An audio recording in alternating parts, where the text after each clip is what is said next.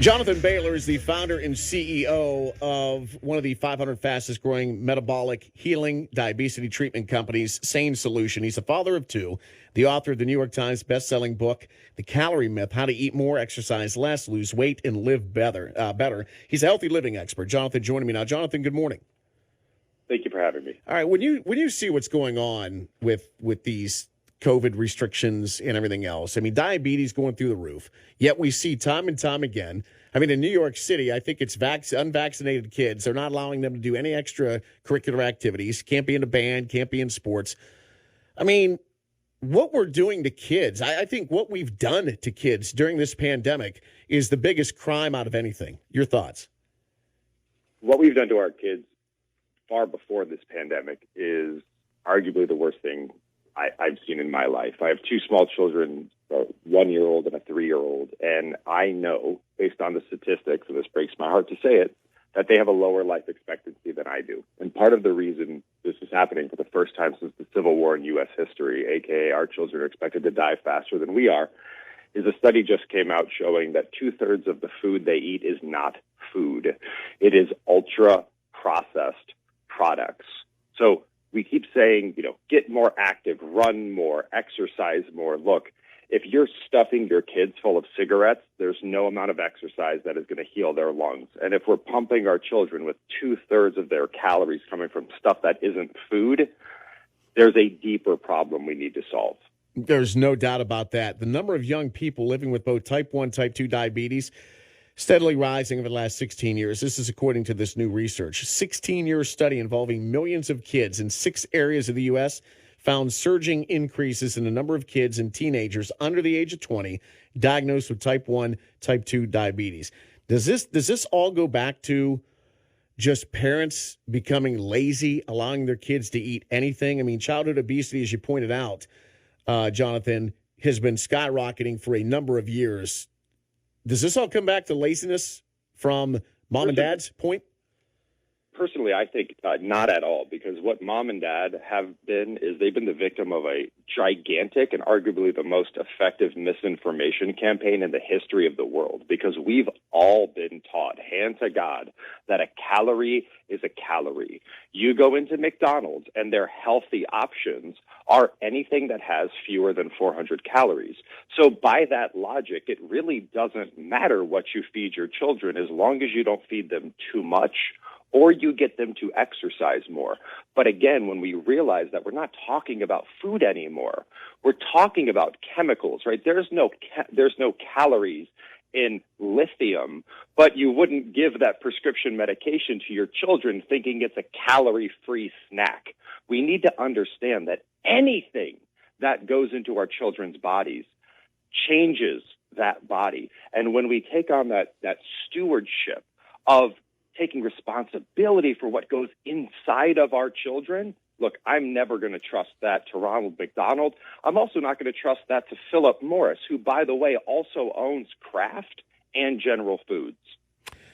The Calorie Myth, How to Eat More, Exercise Less, Lose Weight, Live Better. Talking to the author, Jonathan Bailor, healthy living expert. So what is your advice to parents? What's your advice to get this under control? The number one thing you could do, and look, we all need to acknowledge that a large portion of our population, and sadly the portion of our population that's getting hit hardest with COVID, is the percentage of our population that lives in what's known as food deserts. So this idea of just trying harder is completely invalid, because if it's a 50-mile drive to the closest actual grocery store and you don't have access to transportation, it's not an effort problem. Like, let's be very clear about that. But what we can do is, even if the only thing you have access to is a gas station, even in that gas station, like, nuts are closer to real food than yogurt that doesn't need to be refrigerated. So anything you can do to try to eat things that are found in nature. Because remember, 50 years ago, people ate cake. 50 years ago, people drank soda. 50 years ago, people ate breakfast cereal. It's just that it's the constant and never-ending saturation of food-like products that is causing the complete metabolic breakdown in our children's bodies. What effect, too, Jonathan, has the society that we live in had on our kids? And what I mean by that is constant running. You know, as a parent, you're going to this, you're going to that, you're taking your kids here, and that home-cooked meal just hasn't been time for it. And all of a sudden, you're going through McDonald's, you're going through Wendy's, you're eating stuff on the fly, you're eating a lot of pizza. The world we live in, how has it changed things? You hit the nail on the head in the sense that for my children personally, if I have to choose between them learning Mandarin and learning how to code and becoming avid soccer players and learning how to play the viola and having diabetes, I will not make that choice.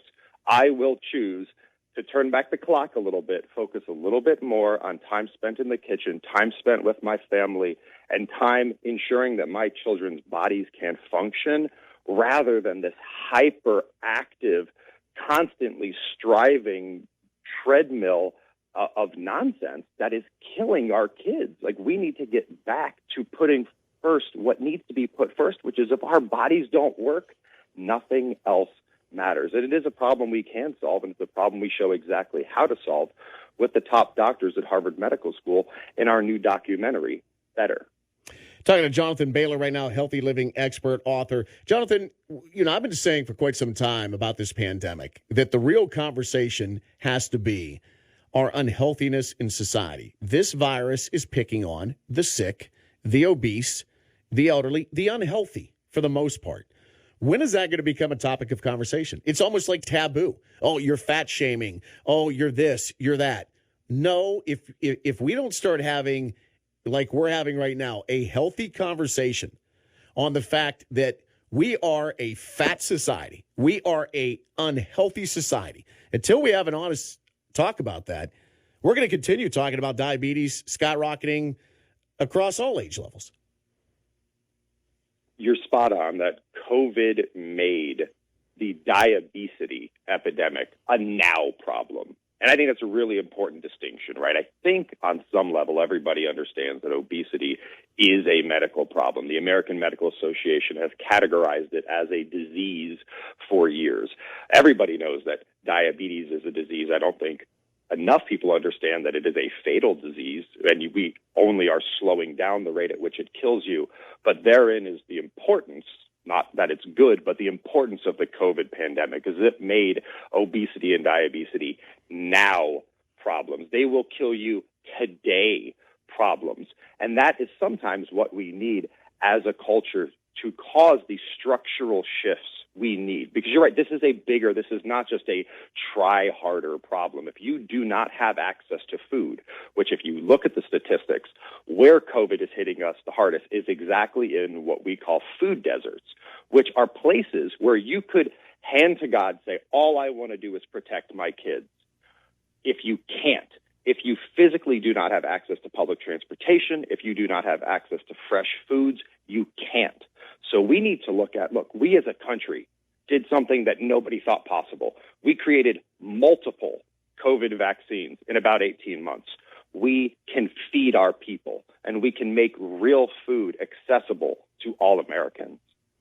When somebody reads your book, The Calorie Myth, How to Eat More, Exercise Less, Lose Weight, Live Better, what's the one thing you hope they take away from it? You can live better. I think so many of us, myself included, over the past 18 months, I mean, you think COVID was a pandemic. We think diabetes is a pandemic. The mental health, stress, burnout, overwhelming despair pandemic that's about to hit us can seem exactly that overwhelming. This is why we worked with top doctors at the Harvard Medical School to create a documentary to inspire and show that better is possible for all of us. And you can learn more about that at bettermovie.com. Jonathan, when somebody says calorie in, calorie out, does it make your head want to explode? It does. I mean, at this point, it's analogous to saying, like liquid in, liquid out. I would never feed my child a glass of Mountain Dew and then think that that's equivalent to water. But that is what we do with food. We just say, well, a calorie is a calorie. And look at our society. The consequences speak for themselves. All right, Jonathan, thanks for your time today.